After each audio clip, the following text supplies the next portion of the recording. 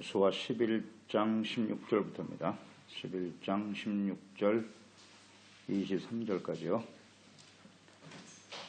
11장 16절 23절부터 찍습니다. 여호수아가 이같이 그 온 땅 곧 선지와 온 네겜과 고센 온 땅과 평지와 아라바와 이스라엘 산지와 평지를 점령하였으니 곧 세일로 올라가는 한락산에서부터 헤르몬산 아래 레바논 골짜기의 바알갈까지라. 그들의 왕들을 모두 잡아쳐 죽였으며 여호수아가 그 모든 왕들과 싸운 지가 오랫동안이라. 기브온 주는 히위 족속 외에는 이스라엘 성과 화친한 성읍이 하나도 없었고 이스라엘 손이 싸워서 다 점령하였으니 그들의 마음이 완악하여 이스라엘을 대적하여 싸우러 온 것은 여호와께서 그리하게 하신 것이라. 그들을 진멸하여 바치게 하여 은혜를 잊지 못하게 하시고 여호와께서 모세에게 명령하신 대로 그들을 멸하려 하심이었더라. 그때 여호수아가 가서 선지와 헤브론과 드빌과 아낙과 유다 온 산지와 이스라엘의 온 산지에서 아낙 사람들을 멸절하고 그가 또 그들의 성읍들을 진멸하여 바쳤으므로 이스라엘 손의 땅에는 아낙 사람들이 하나도 남지 아니하였고 가사와 가두와 아스도세만 남았더라. 이와 같이 여호와께서 모세에게 말씀하신 대로 온 땅을 점령하여 이스라엘 지파의 부분에 따라 기업으로 주매 그 땅에 전쟁이 그쳤더라. 계속되어져야 할 전쟁. 가나안 정복 전쟁은 하나님의 나라와 뜻을 이루고 또 하나님의 언약이 성취되어지는 싸움입니다. 하나님께서 약속하신 대로 그 주신 땅을 모두 점령하기까지 계속되어져야 했습니다. 남부에 이어서 북부 지역 전 지역을 이제 점령하게 되었는데요. 16절 17절에 모든 산지와 평지 한락산에서부터 헤르몬산까지 다 모든 땅을 점령하게 되었다. 그러니까 이 싸움은 하나님이 정해놓으신 지역이 있어요. 이것이 이스라엘 백성들이 살기 위한 싸움이기보다는 생존을 위해서 얼마나 우리가 넓은 땅을 차지할 것인가 그런 싸움이 아닙니다. 그렇기 때문에 하나님이 정해놓으신 지역 이상을 넘어설 수 없어요. 하나님의 정해놓으신 약속하신 땅만큼만 점령해야 되고 또 그것이 온전히 이루어질 때까지 계속되어져야 하는 것이죠. 하나님이 정하신 지역의 모든 족속들을 쳐서 멸하게 되었던 것입니다. 이 과정은 쉽지 않았죠. 험난한 역경과 위기를 극복하고 막강한 가나안 연합군을 물리치고 승리할 수 있었던 것은 하나님께서 함께 싸워주셨기 때문입니다. 하나님이 함께 하실 때는 승리했지만 범죄하고 하나님 앞에 불순종할 때는 이스라엘 백성이 실패하기도 했단 말이죠. 이런 것들을 잘 교훈으로 삼고 하나님이 함께 싸워하는 삶이 될 수 있도록 이것을 유지하는 데 힘쓰는 것이 매우 중요하다. 이것이 이제 가나안 정복 전쟁에서 우리에게 주는 아주 중요한 교훈이죠. 승리의 교본이다 그랬어요. 이것을 우리가 바르게 이해하지 못하면 오늘날 계속되어지는 영적 전쟁에서 우리는 결코 승리할 수 없다. 승리해야만 그곳에 하나님의 나라가 임하는 것입니다. 승리하는 자가 하나님의 나라에 서게 되는 것입니다. 잊지 말아야 해요. 이기는 자가 들어가는 것. 이기는 자가 들어가는 것. 그러니까 이 싸움은 지금도 계속되고 있다는 사실. 그것을 잘 인식하고 우리가 하나님 앞에 주님과 함께 승리하는 삶을 살아가야겠지요. 하나님이 정해놓으신 땅 점령하게 되었습니다. 18절에 보면 여러 왕들과 싸운 지 시간이 오랫동안이다 그랬어요. 이 가나안 정복 전쟁이 순식간에 이루어진 것처럼 보입니다만 시간이 많이 걸렸다는 것입니다. 시간이 어느 정도 되었느냐? 이 가나안 땅에 들어갔던 사람이 여호수아 갈렙이죠. 그 여호수아 갈렙 이외에는 다 죽었어요. 광에서 다 죽었습니다. 출애굽한 지 2년 됐을 때 가데스바네아에서 정탐꾼을 보냈죠. 그 정탐꾼 보낼 때 갈렙의 나이가 40세입니다.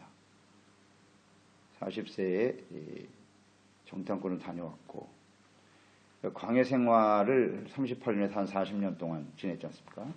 그러다가 이제 가나안 땅에 입성하면서 전쟁이 시작되는데 가나안 땅 입성했을 때에 갈렙의 나이가 들어간 사람이 갈렙이니까 한 38세 정도, 78세 정도 됐을 거예요. 38년에서 40년 정도 걸렸으니까. 그런데 여호수아 14장 10절에 보면 이제 전쟁이 끝나고 분배하는 장면이 나오거든요. 기업을 분배하는 장면인데 이제 보소서 여호와께서 이 말씀을 모세에게 이르신 때로부터 이스라엘이 광야에서 방황한 이 45년 동안을 여호와께서 말씀하신 대로 나를 생존하게 하셨나이다. 오늘 내가 85세로 돼. 그랬거든요. 85세가 됐단 말이에요. 그러니까 한 78세에서 80세에 가나안 땅 진입이 시작됐다고 보면 85세가 됐다 그랬으니까 약 5년에서 7년 사이에 전쟁이 계속되었다는 얘기입니다. 뭐 하루아침에 이루어진 게 아니라 이렇게 수년 동안에 이 가나안 전쟁을 계속 치르게 되었다는 것입니다. 오랜 싸움이죠. 오랜 싸움입니다. 하나님이 함께 하셔서 싸우는 전쟁이지만 그래도 많은 시간 동안 여호수아와 이스라엘 백성들이 감당해야 할 그런 싸움이었음을 보게 되는 것이죠. 그러니까 하나님이 함께 하시는 전쟁, 역사하심은 하나님의 뜻을 이루는 과정인데요. 이것이 이렇게 단시간 내에 이루어지는 것이 아니라 많은 시간, 오랫동안 시간이 걸렸다는 얘기는 그만큼 우리에게 믿음이 필요했고 또 인내가 필요했고 순종이 필요했다는 거죠. 많은 시간은 인내거든요. 그러니까 그 인내 안에는 믿음과 순종이 반드시 들어있어요.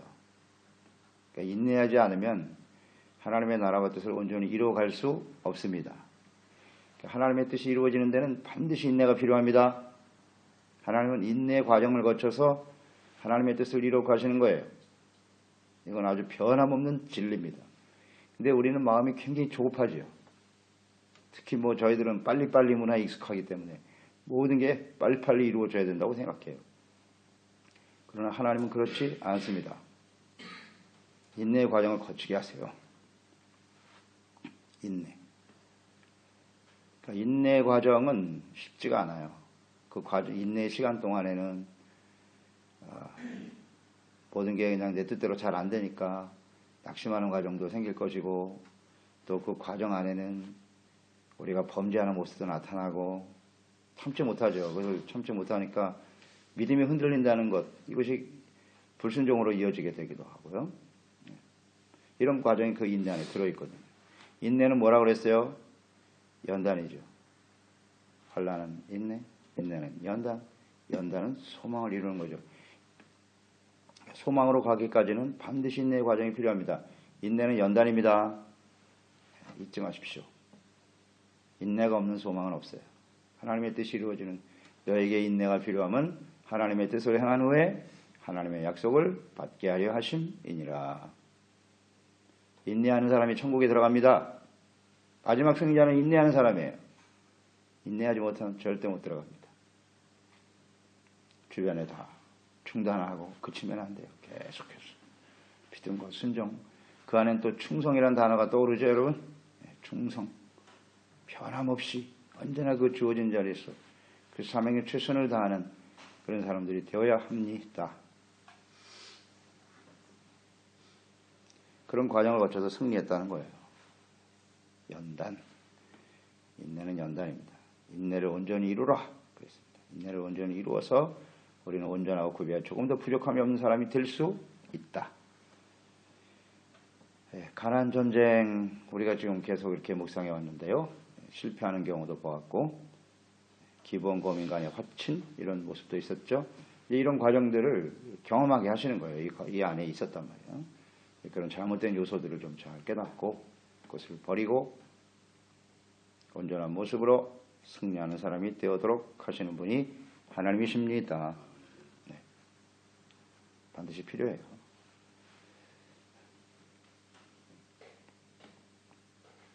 우리는 인내의 시간이니까 믿음과 순종, 충성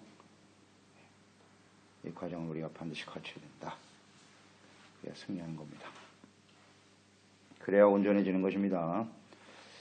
19절에 보면 희위 족속인 기브온 거민 외에는 확신한 족속이 없었다 그랬어요. 다 멸절당했죠. 희위 족속인 기브온 거민들만이 확신하게 되었다. 이들이 이렇게 결단할 수 있었다고 하는 것은 역시 큰 은혜예요. 은혜로 해석할 수밖에 없습니다. 그것은 자신의 모든 족속들을 다 등지는 일이었기 때문에 쉬운 일이 아니었을 것인데 그들은 하나님에 대한 믿음이 있었고 자신들은 멸절당할 수밖에 없다라는 것을 인정했다는 거죠. 그렇기 때문에 살아남을 수 있었어요. 생명을 건졌다, 구원을 받았다라는 것인데, 그러니까 이스라엘 백성들 하나님의 나라를 세우기 위해서 전진해가는 하나님의 백성들과 화친하는 것, 이것이 바로 생명의 길이죠. 그러니까 예수 그리스도를 영접하면 구원이고 예수 그리스도를 대적하면 멸망을 당하는 것입니다. 간단한 진리입니다. 그러니까 우리가 다 하나님을 대적하는 자들의 편에 서 있었죠. 그랬던 우리들이 예수 그리스도를 구주로 영접하고 하나님과 화평하고 하나님의 보호하심 속에서 자녀로 살아갈 수 있게 되는 것은 절대적인 하나님의 은혜입니다. 그것을 잊지 말아야 해요. 그래서 언제든지 하나님과 함께 주님의 말씀 앞에 순종하는 사람이 되어야지 하나님의 말씀과 뜻에 대적하는 사람이 되어서는 안 된다 하는 것을 생각하게 되고요. 나머지는 다 멸망을 당했는데요. 대적하여 멸절하게 되었다. 그 이유가 20절에 나와 있죠. 그들의 마음이 완악하여 이스라엘을 대적하여 싸우러 온 것은 여호와께서 그리하신 것이다. 이렇게 나와 있죠. 그들을 진멸하여 갇히게 하여 은혜를 입지 못하게 하시고 여호와께서 모세에게 명령하신 대로 그들을 멸하려 하심이었더라. 이 말씀에 보면 마음이 완악했다 그랬어요. 그들이요. 그래서 이스라엘을 대적하여 싸웠다. 근데 이걸 하나님이 하셨다 그랬어요. 이 부분을 우리가 잘 이해할 수 있어야 되겠죠. 하나님이 그 대적들을 마음을 강팍하고 완악하게 하여 죽이게 하셨다. 이거 잘 생각해 보세요. 그럼 하나님은 왜 그들을 구원하지 않으시고 완악하게 만들어서 죽게 하셨는고? 이렇게 생각하기 쉬운데요. 그렇지 않습니다. 그들은 이미 하나님을 거부한 사람들이에요. 그래서 충분한 기회를 주었지만 더 이상 하나님께로 나오지 않는 사람들, 하나님을 인정하지 않아요. 홍해가 갈라지고 요단강이 갈라지고 이 모든 과정을 다 들었어요. 알아요. 기회죠. 라합 같은 사람, 기브온 거민들 그 중에서도 구원을 받았잖아요. 그들은 거부했단 말이죠. 이것은 이제 하나님께서 그들의 마음이 완악함으로 인해서 이미 심판하기로 작정된 사람들이란 말이지. 그게 먼저예요. 그렇기 때문에 그들이 다시는 하나님 앞에 돌아올 수 없음을 아시고 주님이 그들의 마음의 완악한 상태를 그대로 내버려 두시는 거죠. 사실 그들은 자신들의 완악함 때문에 멸망당한 거지, 하나님께서 그들의 올바로 살고 있는 사람 마음을 갑자기 완악하게 만들어서 대적하게 할 그런 뜻이 아니라는 거예요. 이미 그들은 마음이 완악하여 하나님께 돌아오지 않아요. 그래서 그들의 멸망은 자신들 때문에 죽은 거예요. 사실은 하나님의 공의 앞에 살 수 있는 길이 있었는데 그것을 거부한 거죠. 그래서 하나님 앞에 멸절을 당했다 생각하게 됩니다. 여기서 멸망당한 사람들의 특성은 뭐냐? 간단하죠? 멸망당할 사람들의 특성은 하나님의 역사와 하나님의 말씀을 보고 들으면서도 전혀 돌이키지 않는 사람들이죠. 회개하지 않는 사람들. 기회가 주어지지만 끝까지 거부하는 사람들, 그런 사람들은 결국 멸망을 향해 달려갈 수밖에 없다는 거예요. 특성이잖아요. 이제 우리는 마지막 심판을 향해서 달려가고 있지 않습니까? 얼마나 오랜 시간 동안 기다리십니까? 예수님께서 오신 이후에 지금 2000년의 세월이 흘러가고 있는데 아직도 안 믿는다? 명분이 없습니다. 충분한 시간 동안 기회를 주셨는데 그 기간 동안 수많은 사람들이 예수를 믿고 구원받지 않습니까? 그런데 끝까지 거부하거든요. 끝까지 거부. 돌이키지 않아요. 나는 죄가 없다. 그래서 그리스도를 대적하고 일어난단 말이에요. 하나님과 하나님을 믿는 사람들을 끊임없이 대적하고 결국은 그것은 그리스도를 대적하는 것이라고 확실하게 말씀하셨잖아요. 사도 바울 교회와 그리스도인들을 핍박할 때 예수님 나타나셔서 하신 말씀, 어찌하여 내가 나를 핍박하느냐? 이건 하나님을 대적하는 일이거든요. 결국 멸망을 당하고 마는 거예요. 그 말씀 중에 은혜를 입지 못하게 하시고, 이 말씀이 중요한 의미를 갖게 되네요. 은혜를 입지 못하게 하셨다. 그러니까 이런 사람들은 마음이 완악해서 돌이키지 않기 때문에, 어떤 사람이 은혜를 입죠? 죄를 깨닫고 회개하는 사람이거든요. 겸손한 사람은 은혜를 받아요. 근데 멸망에 가는 사람은 마음이 완악하다는 거 아주 교만하거든요. 자기 중심으로 똘똘 뭉쳐가지고 더 이상 자신의 뜻을 굽히지 않아요. 그렇기 때문에 멸망을 향해서 가는 거예요. 뭐 이와 비슷한 내용의 말씀들이 성경에 많이 나와 있는데요. 시편 5편 4절로 6절에 보면 그런 말씀이 있어요. 주는 죄악을 기뻐하는 신이 아니시다. 죄악을 기뻐하지 않으십니다. 악이 주와 함께 머물지 못하게 하시고 오만한 자들이 주의 목전에 서지 못하리이다. 주는 모든 행악자를 미워하시며 거짓말하는 자를 멸망시키시리이다. 여호와께서는 피 흘리기를 즐기는 자와 속이는 자를 싫어하시나이다.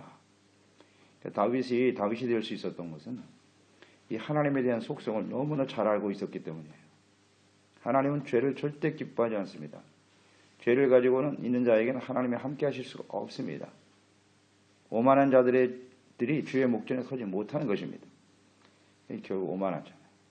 대적하고 일어난다는 건 아주 교만한 상태거든요. 그래서 그들 스스로 멸망해 가는 것이고 하나님의 은혜를 입지 못하는 거죠. 이거 우리는 잘 생각해야 합니다. 따라서 우리가 다 그리스도와 하나님을 대적하는 자들이었는데요. 대적하는 자들이었습니다. 그게 아주 분명한 걸 하죠. 대놓고 부인한 사람도 있고 심정적으로 부인하면서 하나님을 멸시하고 그렇게 살아왔던 우리들의 모습이었죠. 근데 주님께서 우리에게 찾아왔어요. 그런 우리에게 주님의 보험이 들려주고 하나님의 말씀이 들려졌을 때 우리가 진심으로 회개하고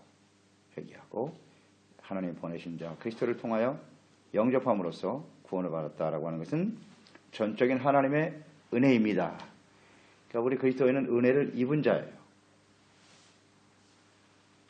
은혜를 입지 못하게 하시고 은혜를 입지 못하는 사람은 멸망이에요.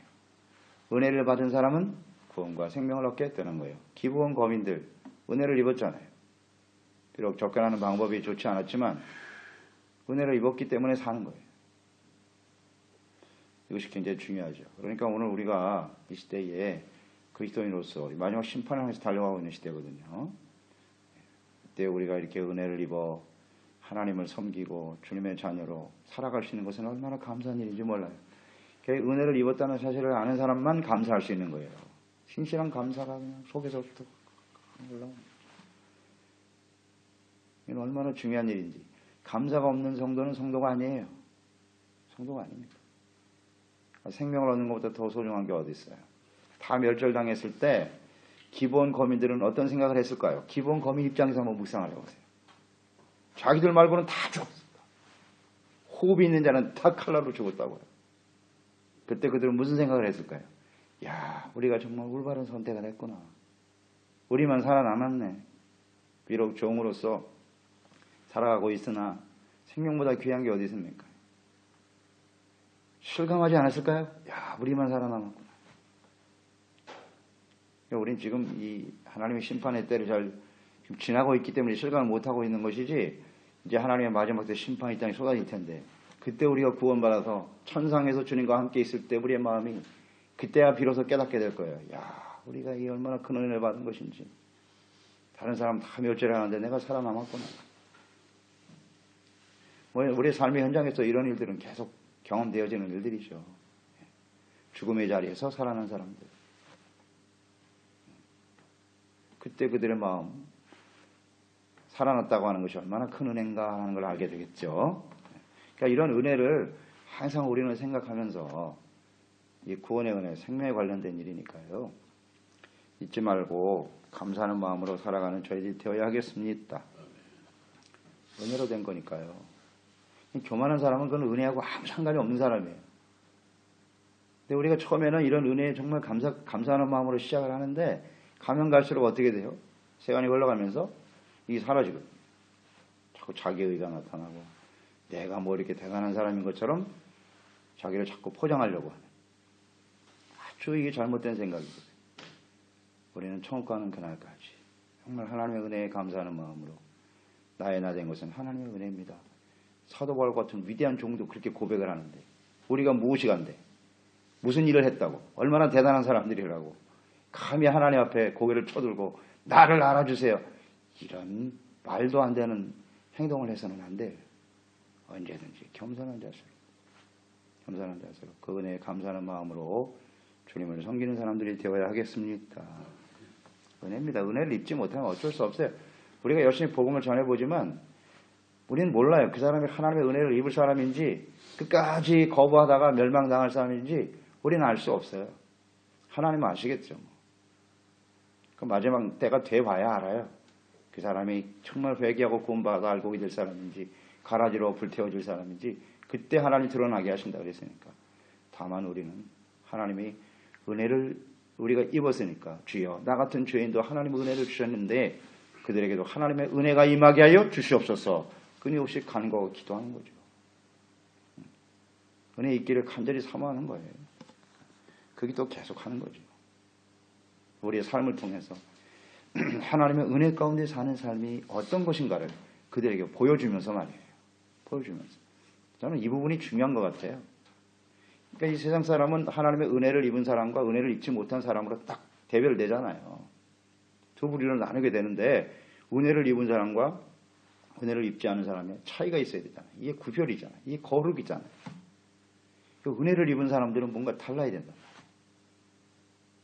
거룩함과 의의 삶. 이것은 오늘 제가 말씀을 묵상하면서 볼 때 사람이 정말 감사하는 사람인가. 이것이 중요한 기준이 되지 않겠나 생각합니다. 우리가 주일날도 말씀 묵상했죠. 하나님께 영광을 돌리는 중요한 요소 중에 하나가 뭐냐? 의와 거룩한 삶과 찬양과 감사거든요. 감사를 할 수 있을 때 하나님의 영광을 받으신다고요. 누가 봐도 야, 저 사람은 저런 상황이면 원망하고 불평하고 그래야 마땅한 상황인데 하나님께 감사하고 찬양하고 영광을 돌린다는 거죠. 그 모습을 보고 야, 저 사람 뭔가 우리가 다르구나. 그렇지 않을까요? 범사에 감사하는구나. 모든 일에. 이게 은혜 입은 사람들의 모습이 되어야 하겠죠. 그냥 툭 하면 불평하고 원망하고 그런 모습을 보여준다면 당신은 우리와 다를 게 뭐야? 구분이 안 되는 거예요. 명심하고 또 명심해야 됩니다. 오늘 이 시간에. 절대로 우리 입에서 원망 불평하는 일이 나오지 않게 하소서. 파수꾼을 세워달라고 날마다 기도해야 돼요. 무슨 일을 만나든지 하나님 앞에 감사하고 그런 삶을 우리가 유지해 갈 때 그런 모습을 보는 우리 주변에 가장 가까운 게 가족들이겠죠. 가족들이 그런 모습을 볼 것이고 주변의 모든 사람들이 우리를 보고 하나님의 은혜를 사모하는 역사가 일어나야 되지 않겠습니까? 네, 은혜를 입었다는 게 너무나 소중한 일이에요. 정말 우리 주변에 우리 가족들에는 은혜를 입지 못하는 사람들이 없도록 더욱더 기도하는 저희들이 되어야겠죠. 21절 22절에 보면 안악자손이 나와 있네요. 가나안 땅에 거주하던 안악자손들이 거인 족속들이죠. 네피림의 후손들이라 그랬어요. 그러니까 이 안악자손이 멸절을 당했다고 하는 것은 어떤 의미냐면 처음 가나안 정탐을 했을 때 그들이 보고 온 사람들이 이 안악자손들이잖아요. 이 안악자손들은 거인이에요. 거인.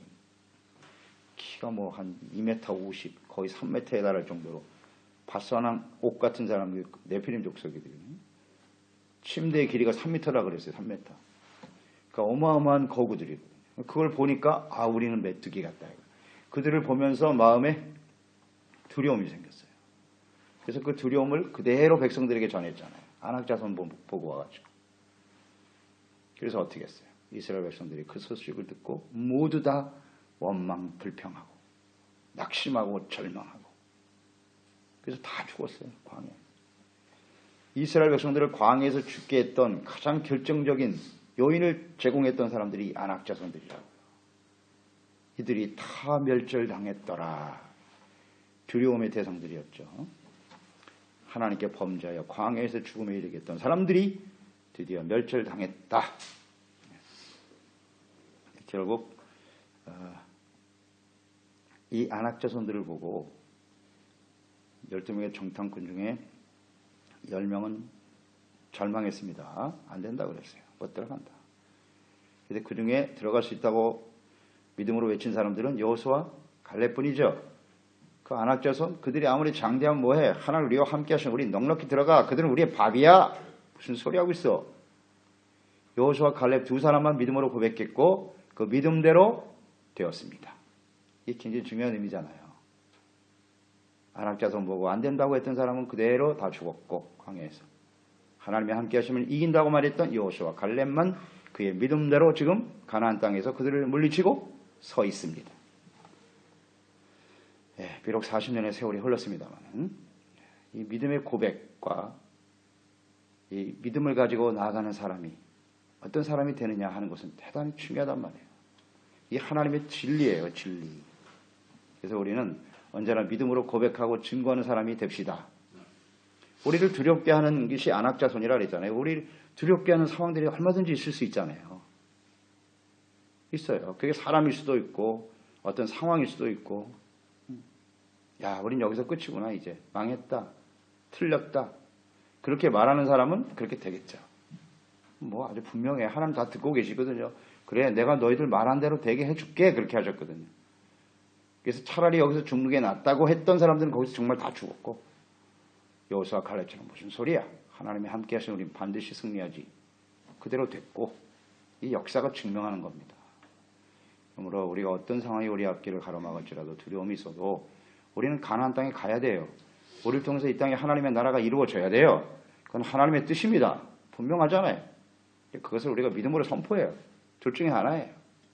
믿음으로 선포해. 하나님이 함께 해요. 우린 못하는 건 사실이에요. 우리의 능력은 못합니다. 그러나 하나님이 함께 하시면 그들은 우리의 밥이고 우리는 반드시 승리할 것이다. 이런 믿음으로 선포하는 종들이 되어야 하겠습니다. 이게 역사가 가르쳐주는 교훈이에요. 하나님 다 듣고 계세요. 다 듣고 계세요. 다윗과 골리앗 벌벌 떨고 있을 때 다윗은 선포하잖아요. 저 이방인이 할례받지 못한 이방인이 하나님의 군대를 모욕하냐? 이 무엇이잖아요. 이런 믿음을 고백 가지고 나가니까 하나님이 함께 하시고 승리한다는 거. 항상 잊지 말고 우린 승리한다. 확신을 가지고 나아갈 수 있어야 되겠습니다. 23절에 보면 이와 같이 여호수아가 여호와께서 모세에게 말씀하신 대로 그 온 땅을 다 점령했다 그랬고요. 이스라엘 지파의 구분에 따라 기업으로 주매 그 땅의 전쟁이 그쳤더라. 1차적인 정복 전쟁은 끝났다고 보는데요. 그쳤다라고 하는 부분에 대해서 묵상을 하게 됐어요. 정말 전쟁은 다 끝난 것일까요? 끝나고 더 이상 이 전쟁은 필요 없는 것일까요? 계속 되어져야 하죠. 우린 계속 이어지죠. 여호수아 이후 사사시대로 연결되는데 그들이 사사시대에 고통을 당한 이유가 뭐냐? 이 전쟁을 계속하지 않았기 때문이에요. 기업으로 주어 줌에 땅을 다 분배받고 난 다음에 더 이상 싸우지 않았다는 거죠. 이게 문제예요. 아직 그 가나안 족속들이 많이 남아 있었어요. 그래서 그들을 끝까지 하나님이 진멸하라고 하셨는데 그 일을 하지 않았다는 거지. 그게 앞으로 계속 나올 거예요. 땅을 분배하는 과정에서 우리 묵상하게 될 텐데요. 점령하지 못했더라. 여러분, 이 하나님의 나라를 위해서 싸우는 이 싸움, 우리가 지금 영적 싸움을 싸우고 있는 거잖아요. 복음을 대적하고 하나님을 대적하는 세상과 죄악, 그 배후의 악한 원수 마귀들의 역사들이 끊임없이 일어나고 있는데 이 싸움은 한순간으로 끝날 싸움이 아닙니다. 계속되어야 합니다. 잊지 말아야 돼요. 계속돼야 돼요. 우리가 천국에 이르는 그날까지 계속 싸워야 우리는 승리할 수가 있다. 그러니까 이 그쳤더라 하고는 이 말씀 속에는 비완성 상태에서 전쟁이 종식되었을 뿐이고 계속 싸워야 한다는 거 항상 우리는 인식하면서 승리하는 종들이 되어야 하겠습니다.